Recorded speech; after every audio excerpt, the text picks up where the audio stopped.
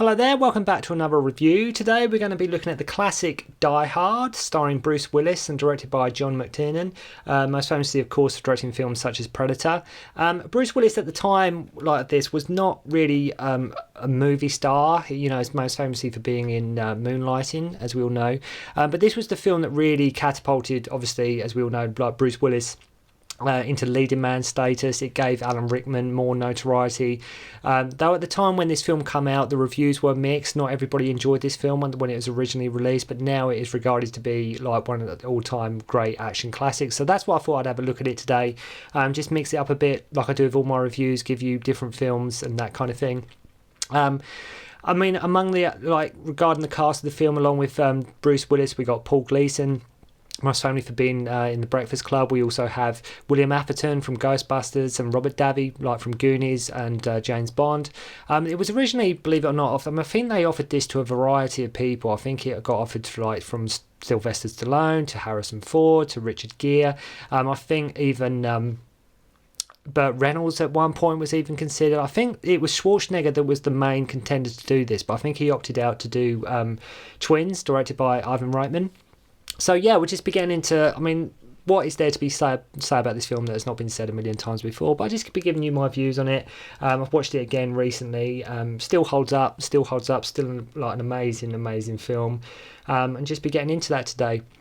This was very different to the typical action heroes we'd sort of had at this point in regards to sort of Sylvester Stallone, with sort of the Rambos and the Schwarzeneggers, like the Terminators and things like that. John McClane is an everyman, and I think this is why a lot of people, as the films progressed, obviously he becomes sort of like a Rambo. He sort of become the very thing that he wasn't initially, and then the film sort of made him into this sort of unstoppable, John McClane just can't die kind of person. But particularly in the original, when they introduce him, he is an everyman. He bleeds, he messes up, his marriage isn't going well, he talks to himself, he doesn't want to be risking his neck, that kind of thing. And I think that's where a lot of the heart was in this film. A lot of people didn't want Bruce Willis to be in this film, believe it or not. A lot of people were against. He got quite a bit of money for doing this, I believe. I think he got one of the highest salaries of the time an actor could get for doing this role. And a lot of people didn't have a lot of faith in the film. They definitely didn't have a lot of faith in Bruce Willis at the point.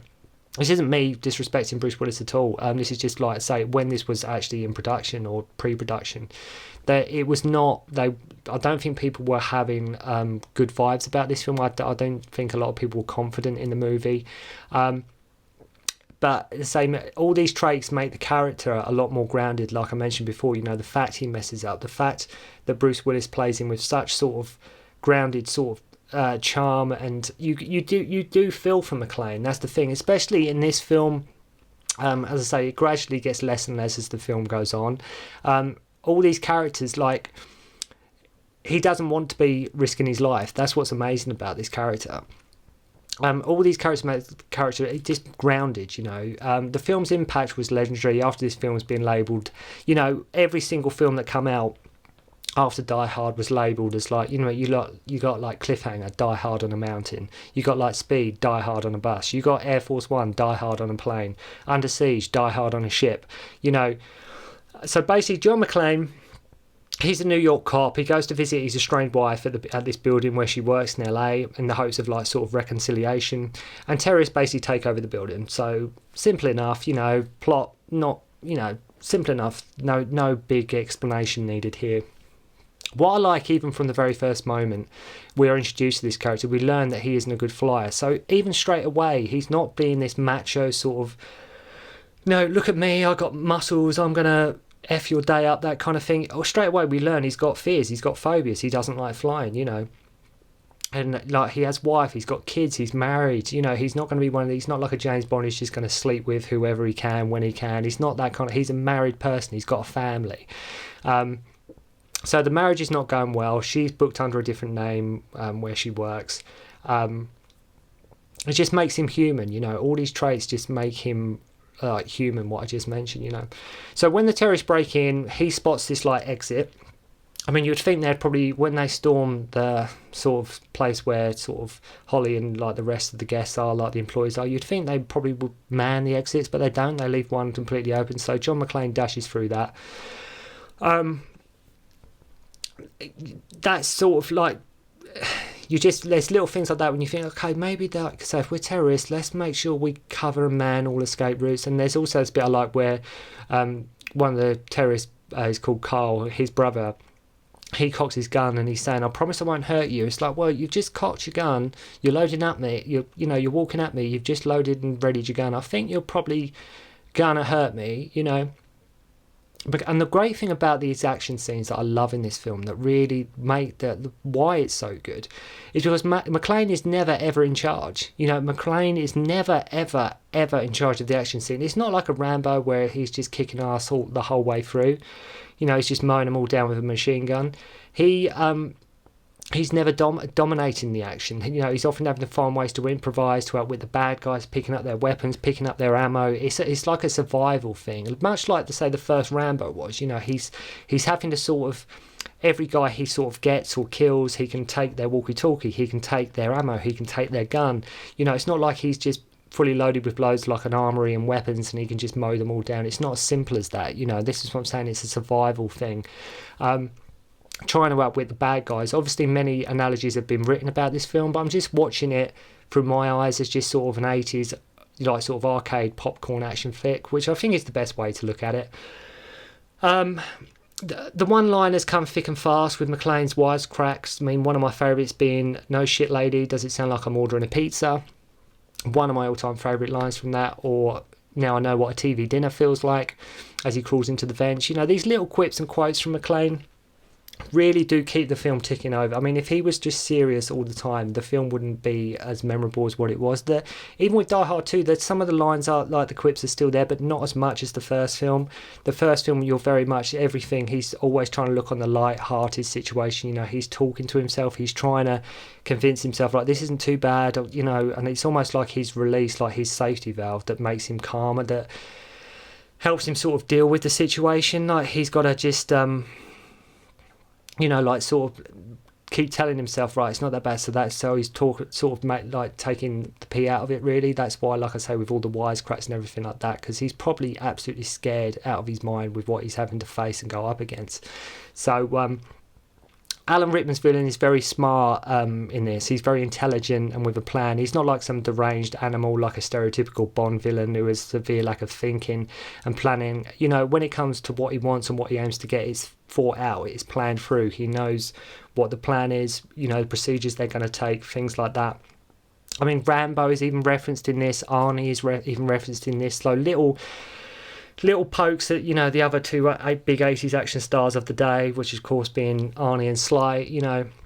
And although the film is very violent, has many action scenes, it is not without its subtle comedic moments. Although it is very violent, I mean, the Die Hard films are renowned for being very violent. It does have comedic moments. I mean, I've seen this film loads and loads and loads of times. For example, when the SWAT guys are running into the building, and it's a really serious moment, like the SWAT guys are coming in, and one of them goes past like this prickly bush and goes, "Ouch!" Or there's another one where the terrorists, they're waiting for the bad guys to come in, and he basically goes behind this sort of kiosk, and he sort of like grabs some candy as well, like while he's waiting for these like SWAT guys to come in. So it's little things like that. I think that was actually improvised, that scene as well, but it's little things like that just make the ride a bit more fun. It's kind of that allows you as an audience member watching the film, it just allows you to breathe a little without the film being so sort of like intense and full on action. McClane's gonna, how's he gonna get out of this next jam kind of thing. It's really sort of, when they do inject a little bits of, with the wisecracks and little bits of humour like that, even from the villains in the film, it just, like I say, gives the audience a chance to breathe and just like take their foot off the gas for a little bit. One thing I did like, I thought was clever about this film, where it does, the notion of it in regards to like a plot device, is that McClane gets hold of a walkie-talkie. They can hear every conversation he has with Al, like the cop outside trying to help him.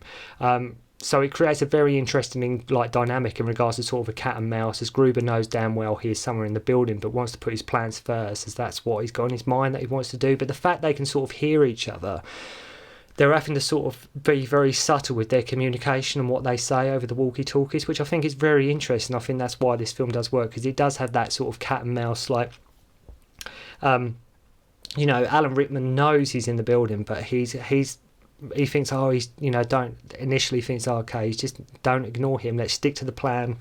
And when like McClane becomes so much of a problem, he just can't ignore it, you know, so his plans get ruined and that kind of thing. My favourite scene is where Alan Rickman pretends to be a hostage. I absolutely love that scene. And just starts having a friendly chat with John McClane. Alan at his best here, really. It's nice to see the two main stars sharing the screen. I don't think that was originally planned, but the way he just suddenly, like John McClane finds him, and the way Alan Rickman suddenly shifts gear from Hans Gruber into this like terrified like hostage, it absolutely amazing performance. I mean, it's the film. I mean, Alan Rickman's very much like a, you know, classically trained actor, and you know was you know, unfortunately, but here this was the film that really, you know, led him into getting roles, you know, Prince of Thieves, that kind of thing. But just that scene alone, because I'd say I don't think there was going to be a scene between McClane and Gruber, but here I'd say that scene alone is, I absolutely love that, just the way he just suddenly changes persona and just switches into this terrified, crying, petrified hostage. Just love it. As mentioned, they try and give the character heart. I mean, when he has a bad feeling and confesses to Elle how sorry he is about his wife and the impression he isn't going to make it out alive, really brings the character to not be this total war machine. He has a soft side, an emotional side, and I think that's very much the part of the McClane character that we didn't see in the later Die Hards. You know, like I said earlier, you know, they just made him into this sort of unstoppable force that can't be reckoned with. And McClane was a sensitive guy. You know, he was, you know, he wasn't an emotional guy. He was a guy that had problems. He had issues. He messed up. He wasn't always perfect and that kind of thing. And the wisecracks were, although a big part of the McClane character, he was scared, you know, he did have fear, he was just an everyman, and I think even from Die Hard 2 on, I don't think the McClane character was better than it was in Die Hard 1. I think very much McClane in the first Die Hard is pretty much just how you expect that classic McClane character to be. I mean, the other Die Hards are good, but I think it's just the first, you have to sort of respect and acknowledge the first one and what it did for action films, what it did for Bruce Willis's career, and just everything like that. And as I say, it's very interesting when you think they weren't even confident in this film at all.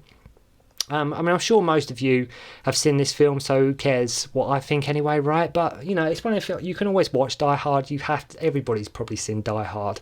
I think at the time, like I say, it wasn't an instant classic, but as it's regarded today, you only need to look at over the last 30 years to see how many films it has influenced and what it did, like I say, for Bruce Willis' career, Alan Rickman's career, and the action genre as a whole. But yeah, just giving you, like I said, just a brief overview of Die Hard there, you know, what I loved about it, and just what makes it a classic. And yeah, so if you've never seen it, which I'm sure everybody must have seen Die Hard, but if you haven't, go and check it out.